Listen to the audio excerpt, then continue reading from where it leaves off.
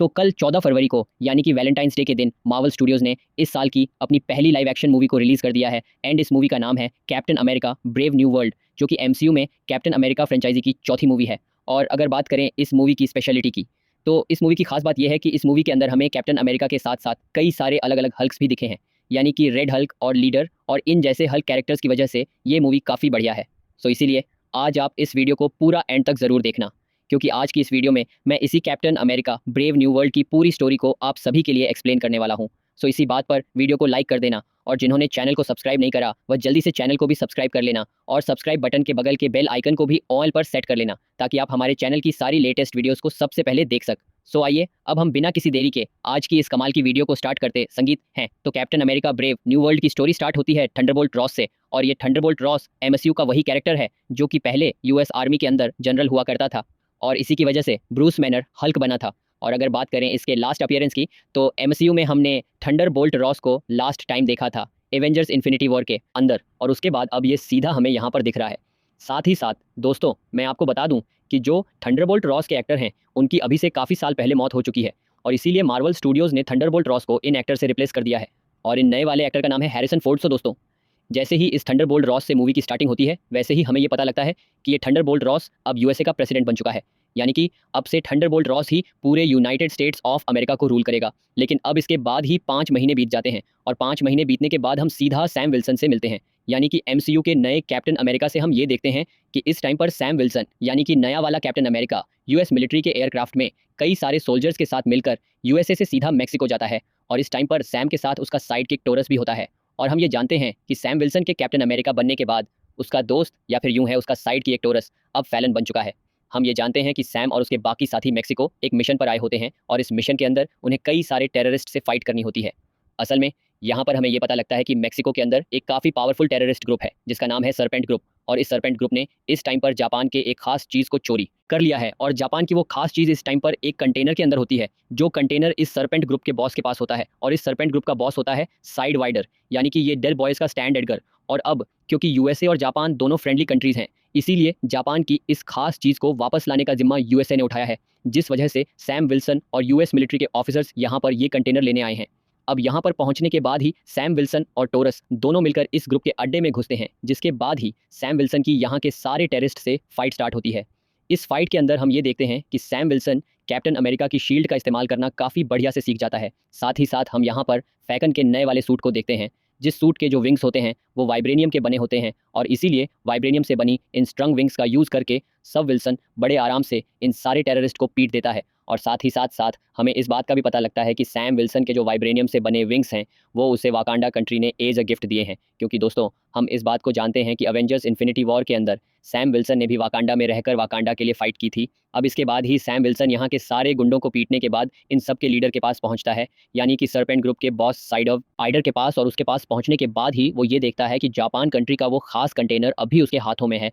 और फिर इसलिए सैम विल्सन साइड वेंडर से वो कंटेनर ले लेता है। लेकिन साइड वेंडर वहाँ से भागने में कामयाब हो जाता है, लेकिन कंटेनर मिलने की वजह से सैम विल्सन अपनी टीम के साथ वापस यूएसए आ जाता है। अब वापस यूएसए आने के बाद हम ये देखते हैं कि सैम विल्सन टोरस से काफ़ी ज़्यादा खुश होता है, और ऐसा इसीलिए क्योंकि मैक्सिको के अंदर टोरस ने उसकी काफ़ी हेल्प की थी, एंड इसीलिए टोरस से खुश होकर सैम विल्सन उसे सीधा अपने पुराने दोस्त आया ब्रैडली से मिलवा है। अब दोस्तों जिन्होंने भी Falcon and the Winter Soldier series देखी है वो सभी के सभी आया ब्रैडली को जानते ही होंगे। लेकिन हाँ, अगर तब भी कोई इस कैरेक्टर को नहीं जानता है तो आपको टेंशन लेने की कोई बात नहीं है, क्योंकि अभी आगे चलकर हमें इसके बारे में फिर से पता लगेगा। अब यहाँ पर सैम विल्सन जैसे ही टोरस को आइस ब्रैडली से मिलवा है वैसे ही वो उसे बताता है कि आइजक ब्रैडली एक सुपर सोल्जर है, एंड वो भी एक टाइम पर कैप्टन अमेरिका रह चुका है। ये बात जानकर टोरस काफ़ी ज़्यादा दंग रह जाता है, लेकिन इसी के आगे सैम टोरस को ये बताता है कि जब कैप्टन अमेरिका यानी कि स्टीव रॉजर्स रेड स्कल को हराने के बाद बर्फ में दबकर खो गए थे, तब उसके बाद यूएसए कंट्री ने आया ब्रैडली को अपना नया कैप्टन अमेरिका बनाया था। और ऐसा इसीलिए क्योंकि आइस ब्रैडली भी स्टीव रॉजर्स की तरह ही काफ़ी ज़्यादा स्ट्रैंग और बहादुर था, जिस वजह से आइस ब्रैडली की ताकत, बहादुरी और देशभक्ति को देखकर उसे स्टीव रॉजर्स के बाद कैप्टन अमेरिका बनाया गया।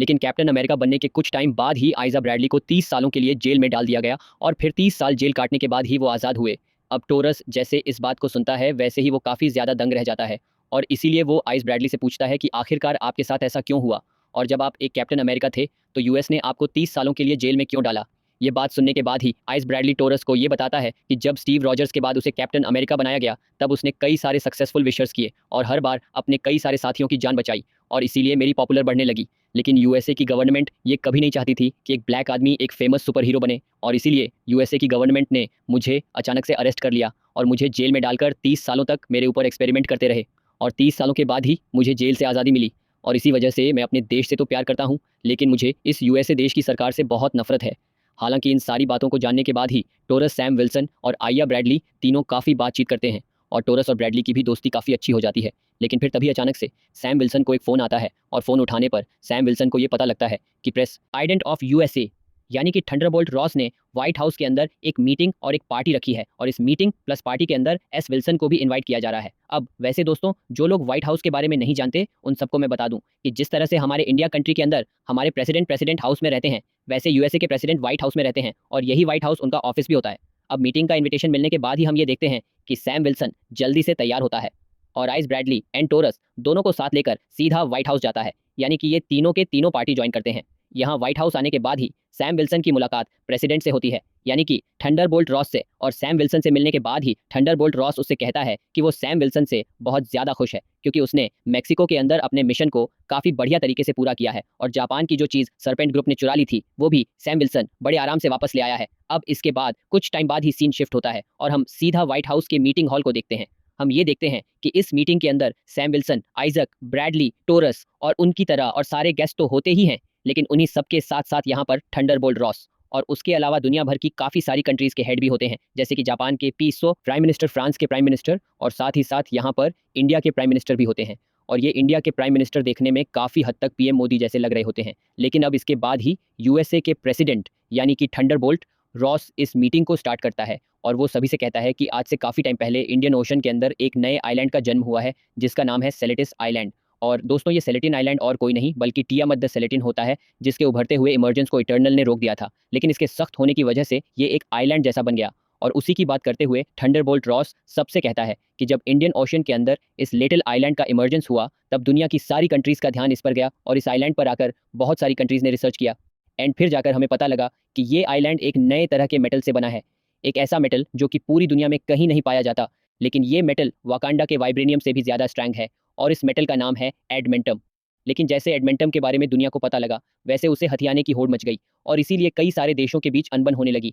लेकिन तब जाकर हमारा देश यानी कि यूएसए सामने आया, और हमने इन सारे देशों का संगठन बनाने का फैसला लिया, और हमने ये डिसाइड किया कि हम ये सारे देश एक साथ मिल जाए और साथ मिलकर उस सारे एडमेंटम को आपस में बांट लें, ताकि सभी को एडमेंटम भी मिल जाए और किसी के बीच टकराना ना हो। और आज के दिन इस मीटिंग में हम सारे देश मिलकर उसी प्रस्ताव को पास करने आए हैं। अब इसके साथ ही थंडरबोल्ट रॉस यहाँ पर यह भी कहता है कि हमारे मित्र देश जापान ने इस सेलेटिन आइलैंड पर पाए जाने वाले एडमेंटम पर काफ़ी अच्छी रिसर्च की थी, और उन्होंने एडमेंटम के प्योर फॉर्म को अचीव कर लिया था, लेकिन उसी प्योर एडमेंटम को सरपेंट ग्रुप ने चोरी कर लिया, जिसके बाद हमारे कैप्टन अमेरिका ने मैक्सिको जाकर जापान के उस एडमेंटम से भरे कंटेनर को उनसे वापस ले लिया, और इसके लिए वो यहाँ पर कैप्टन अमेरिका को थैंक यू बोलता है। लेकिन दोस्तों, इन सब चीज़ों के दौरान ही हम ये देखते हैं कि यहाँ इस मीटिंग में अचानक से ज़ोर ज़ोर से गाना बजने लगता है, और गाना बजने के साथ ही आइजा ब्रैडली खड़ा होता है, और वह पास में खड़े गार्ड की बंदूक छीनकर उस बंदूक से सीधा थंडरबोल्ट रॉस पर फायरिंग कर देता है। और सिर्फ आइस ब्रैडली नहीं, बल्कि वह व्हाइट हाउस में खड़े यूएसए के 4 सोल्जर्स भी सामने आते हैं, एंड वो लोग भी अपनी गन्स निकालकर फायरिंग करना स्टार्ट कर देते हैं। हालांकि उस फायरिंग से थंडरबोल्ट रॉस बच जाता है, जिसके बाद सैम विल्सन जल्दी से आइस ब्रैडली को कंट्रोल करता है, और वो आइस ब्रैडली के हाथों से गन छीनने की कोशिश करता है,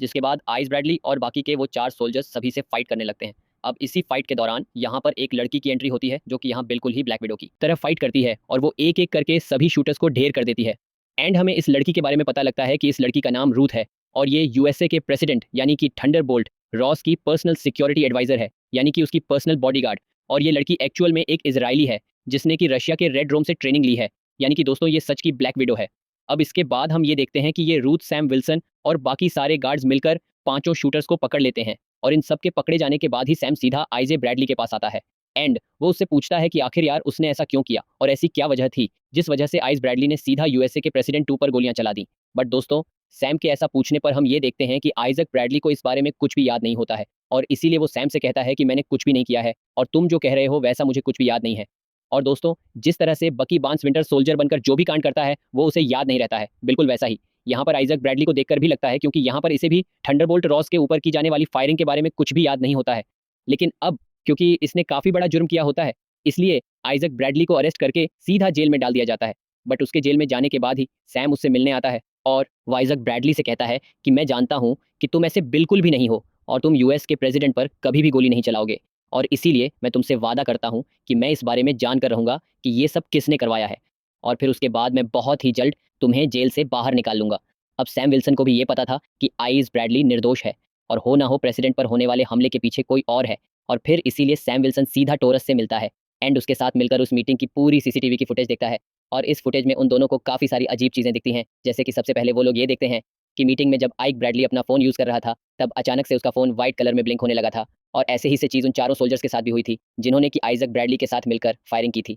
साथ ही साथ वो लोग यहाँ पर ये भी नोटिस कर लेते हैं कि उन पाँचों ने मीटिंग में फायरिंग तभी स्टार्ट की थी, जब वहाँ पर गाना चला था। और इसलिए ये दोनों ही श्योर हो जाते हैं कि मीटिंग में इन पाँचों ने जो भी किया, वो इनसे किसी ने करवाया था, और इसीलिए यहाँ पर सैम टोरस के साथ ये प्लान करता है कि वो उस बंदे को ढूँढ कर ही रहेगा जिसने ये सब किया है। लेकिन ये सब डिसाइड करने के बाद ही जैसे सैम विल्सन बाहर आता है और अपनी कार लेकर कुछ काम करने जाता है, वैसे ही रास्ते में ही उसे सर्पेंट ग्रुप का लीडर साइड बाइंडर घे पकड़ लेता है एंड वो उसकी गाड़ी पर हमला कर देता है। लेकिन सैम विल्सन उससे फाइट करता है एंड वो उसे पीट कर कैप्चर कर लेता है। जिसके बाद ही सैम विल्सन को ये पता लगता है कि अब क्योंकि सैम विल्सन ने मेक्सिको में जाकर सर्पेंट ग्रुप के कई सारे मेंबर्स को मार दिया था और साइड वेंड के हाथों से जापान का कंटेनर भी छीन लिया था, इसीलिए साइड वेंडर ने ये सब अपना बदला लेने के लिए किया है। लेकिन यहाँ पर सैम विल्सन जैसे ही साइड वेंड को हराकर उसे चित करता है, वैसे ही वहीं पर ही उसे एक फ़ोन कॉल आता है, और फ़ोन कॉल उठाने के बाद ही सैम विल्सन को ये पता लगता है कि कोई शख्स सैम विल्सन पर नज़र रख रहा है। क्योंकि वो आदमी सैम से फ़ोन पर ये कहता है कि तुमने इसे तो यहाँ पर हरा दिया है, लेकिन अब आगे जो होने वाला है, तुम उसमें से किसी भी चीज़ को रोक नहीं सकते हो, और फिर ये बोलकर वो आदमी फ़ोन काट देता है। इस फ़ोन के कटने के बाद सैम जल्दी से टोरस के पास आता है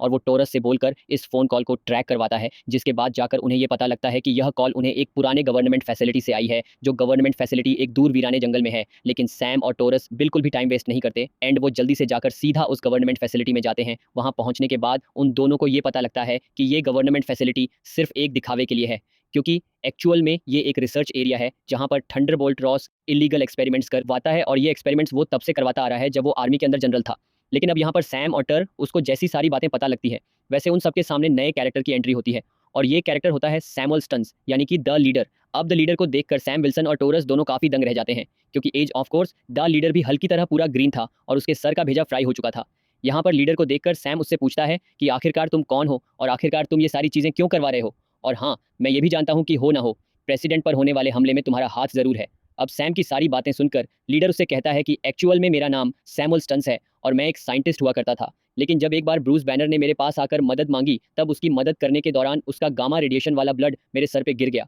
और वह मेरे सर के जख्म के जरिए सीधा मेरी बॉडी में आ गया, जिस वजह से मैं ऐसा बन गया। हालांकि ऐसा होने से मेरा चेहरा और मेरी बॉडी तो खराब हो गई, लेकिन उस वजह से मेरा दिमाग बहुत ज़्यादा एडवांस हो गया और मैं बहुत ही ज़्यादा स्मार्ट और इंटेलिजेंट बन गया। लेकिन जैसे ही मेरे बारे में थंडरबोल्ट रॉस को पता लगा, वैसे ही उसने मुझे कैप्चर कर लिया और उसने मेरे ऊपर कई सारे एक्सपेरिमेंट्स किए। उस दौरान मैं उससे कहता रह गया कि वो मुझे आज़ाद कर दे, लेकिन तब उसने मुझसे ये कहा कि ये सारे काम यूएस गवर्नमेंट करवा रही है और इसीलिए वो चार कर भी मुझे छोड़ नहीं सकता है। लेकिन हाँ, उसने मुझसे ये वादा किया कि जिस दिन वो यूएसए का प्रेसिडेंट बनेगा, उसी दिन वो मुझे आज़ाद कर देगा। लेकिन प्रेसिडेंट बनने के बाद भी उसने मुझे कभी आज़ाद नहीं किया और वो लगातार मेरे ऊपर एक्सपेरिमेंट्स करवाता ही रहा, और इसीलिए जो मेरे ऊपर एक्सपेरिमेंट कर रहा था, मैंने उसे जान से मार दिया। एंड फिर मैंने ये डिसाइड किया कि मैं थंडरबोल्ट रॉस का असली ईवल चेहरा दुनिया के सामने लेकर आऊँगा, ताकि पूरी दुनिया को ये पता चल सके कि थंडरबोल्ट रॉस असलियत में कैसा इंसान है, और फिर इसी तरीके से मैं थंडरबोल्ट रॉस से अपना बदला लूँगा।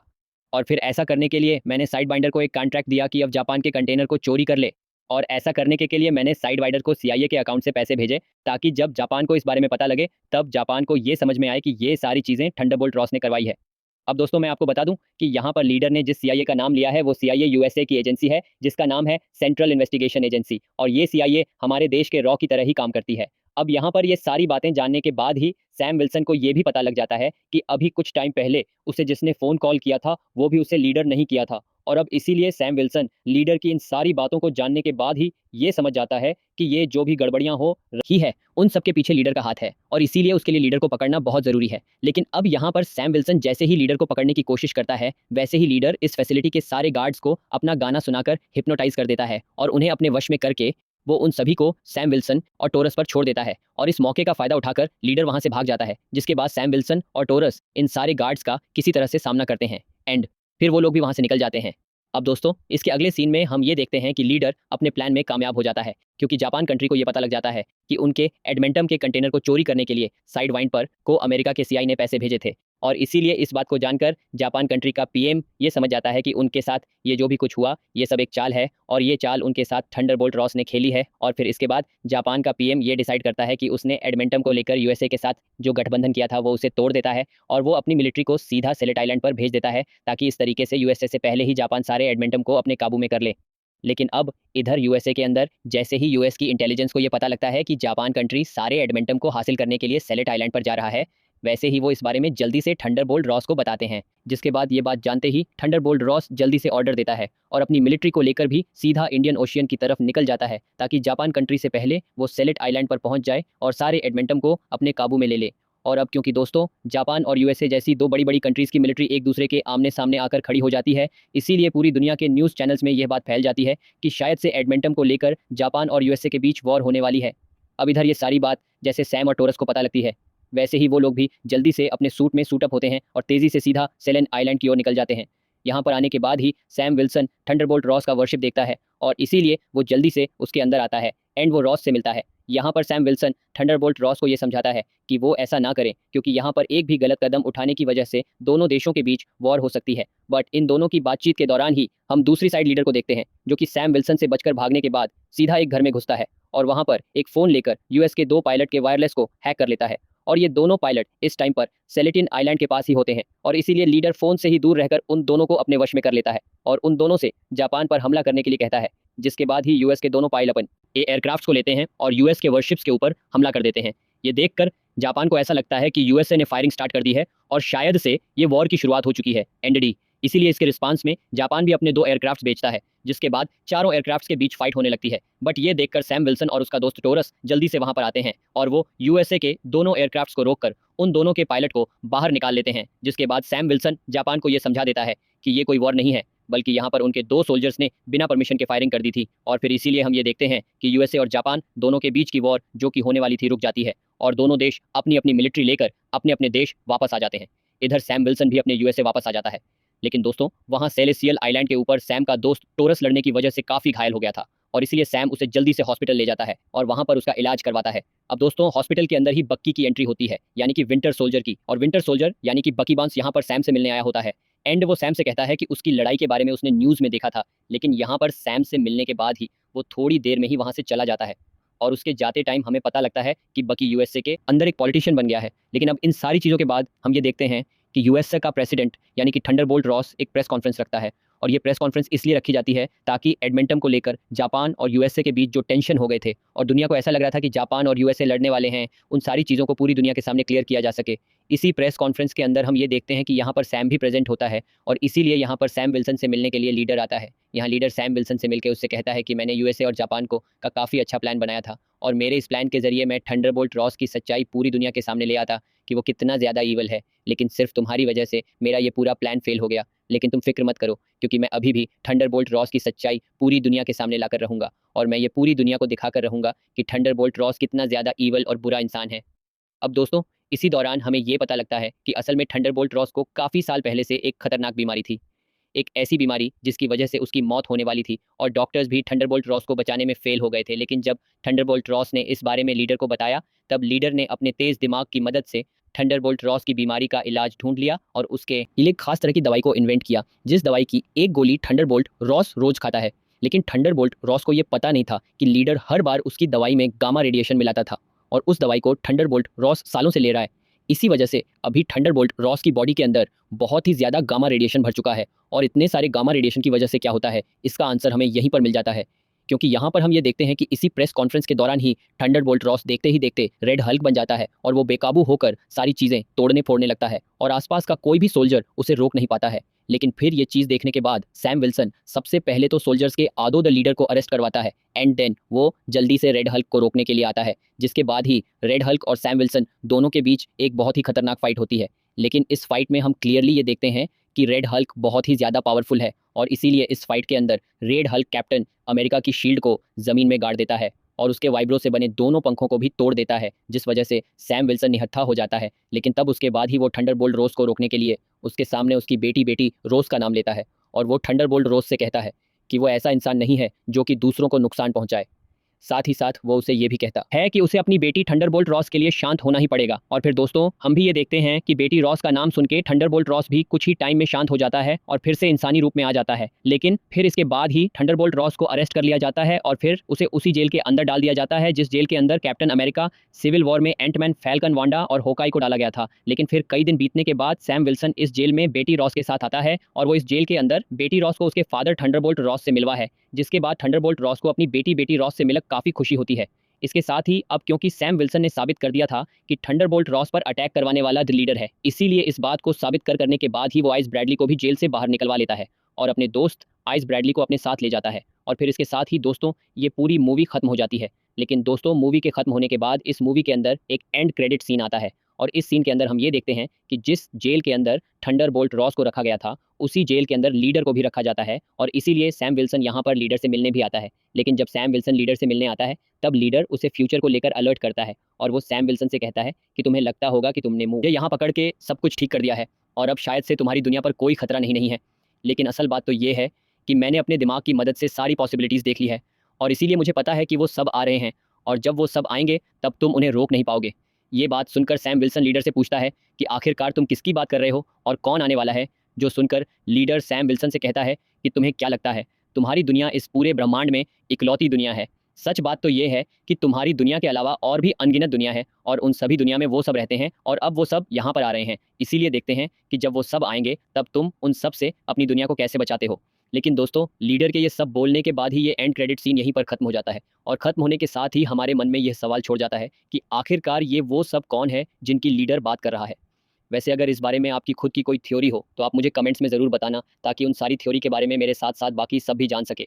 बाकी दोस्तों आपको ये वाली वीडियो पसंद आई हो तो वीडियो को लाइक करना, कैप्टन अमेरिका के फ़ैन हो तो कमेंट्स में कैप्टन अमेरिका ज़रूर लिखना और जिन्होंने चैनल सब्सक्राइब नहीं करा वो जल्दी से चैनल को भी सब्सक्राइब कर लेना। बाकी मैं मिलता हूँ आपसे